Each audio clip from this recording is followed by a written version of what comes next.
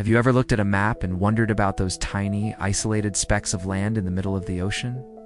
We often think of history's great battles as taking place on vast continents, with massive armies clashing over sprawling territories. But some of the most pivotal, strange, and downright forgotten conflicts in history were fought over these remote islands. These weren't just scraps of land. They were strategic chess pieces that could make or break entire empires. Today, we're diving into the hidden history of island wars, exploring the forgotten conflicts that shaped the world as we know it. Let us start with a conflict that sounds more like a joke than a war: the Pig War of 1859. The stage was set on the San Juan Islands. It's nestled between the United States and what was then British North America, now Canada. Both nations claimed the islands, and tensions were already simmering. The spark a pig. An American farmer named Lyman Cutler shot a British-owned pig he found rooting around in his potato patch. When British authorities threatened to arrest him, American settlers called for military protection. What followed was a comical but incredibly tense military standoff. Over 400 American soldiers faced off against 3 British warships and 1,000 Royal Marines. For months, the two global powers stood eyeball to eyeball over a single pig. Thankfully, cooler heads prevailed. No shots were fired between the soldiers, and the only casualty remained the pig.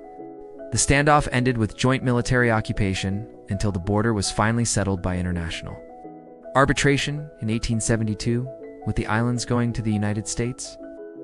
It's a perfect example of how even the smallest island dispute could escalate into a major international incident.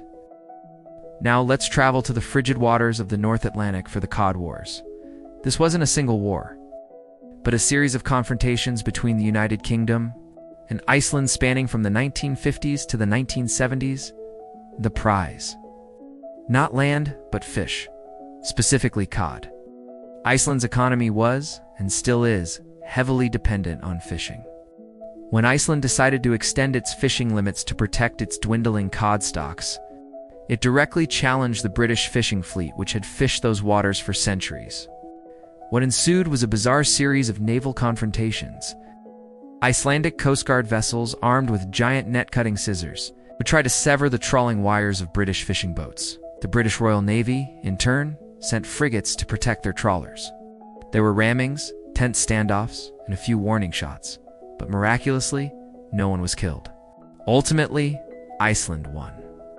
Through sheer determination and clever diplomacy, the tiny island nation forced a global superpower to back down. The Cod Wars fundamentally changed international maritime law, leading to the establishment of the 200-mile exclusive economic zone that most coastal nations recognize today. But not all island wars end so peacefully. Let's head south to the Falkland Islands, or Las Malvinas, a remote archipelago in the South Atlantic. In 1982, this long-disputed territory became the center of a brutal 10-week war between Argentina and the United Kingdom. Argentina has claimed sovereignty over the islands since the 19th century. In April 1982, its military junta launched a surprise invasion, overwhelming the small British garrison. The move was intended to rally nationalist support at home, but they severely underestimated the British response. Prime Minister Margaret Thatcher dispatched a massive naval task force over 8,000 miles to retake the islands. The war that followed was a modern high-tech conflict fought in one of the world's harshest environments. It involved intense air, sea, and land battles. From the sinking of the Argentine cruiser General Belgrano to the fierce fighting for Goose Green and Mount Tumbledown. In the end, British forces prevailed, but the cost was high. Over 900 military personnel lost their lives. The war had profound consequences. It solidified British control over the Falklands, led to the downfall of Argentina's military government, and a return to democracy, and served as a stark reminder that colonial-era disputes could still explode into violent conflict in the modern age. These island wars weren't just about land or resources, they were about national pride, strategic advantage, and the projection of power. Take the tiny island of Heligoland in the North Sea. Over the centuries, this rocky outpost was controlled by Denmark, then Britain, and finally Germany. For Britain, it was a base to blockade German rivers. For Germany, it was a crucial naval fortress, the lock on the North Sea, guarding its coastline. The island was heavily fortified and played a role in both world wars. In fact, after World War II, the British Royal Navy attempted to demolish the fortifications with one of the largest non-nuclear detonations in history, an event known as the British Bang. The island survived and was eventually returned to Germany. Now a peaceful tourist destination, its violent past almost completely erased. Even further back, the struggle for control of the Spice Islands, or the Maluku Islands in modern-day Indonesia, fueled the age of exploration and colonial expansion. For centuries, these were the only places on Earth where valuable spices like cloves and nutmeg could be found.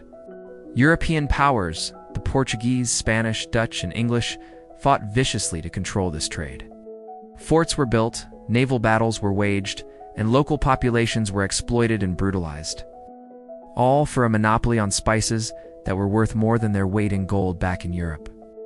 The fight for these tiny islands, redrew maps, built immense fortunes for trading companies like the Dutch East India Company, and directly led to the establishment of vast colonial empires in Asia, from a pig in the San Juans to cod in the North Atlantic, and from spices in Indonesia to windswept rocks in the South Atlantic. These island conflicts reveal so much about our history. They show us how small pieces of land can hold immense strategic or economic value, turning them into flashpoints for global powers. They are stories of ambition, pride, miscalculation, and sometimes sheer absurdity. These forgotten wars are a crucial part of the larger story of how empires rise and fall, and how the modern world map was drawn. They prove that in the grand game of geopolitics, size doesn't always matter. Thank you so much for joining us on this journey through history's forgotten island wars. If you found this fascinating, make sure to hit that like button and subscribe for more deep dives into the hidden corners of our past. Let us know in the comments which obscure conflict you'd like us to cover next. We'll see you in the next video.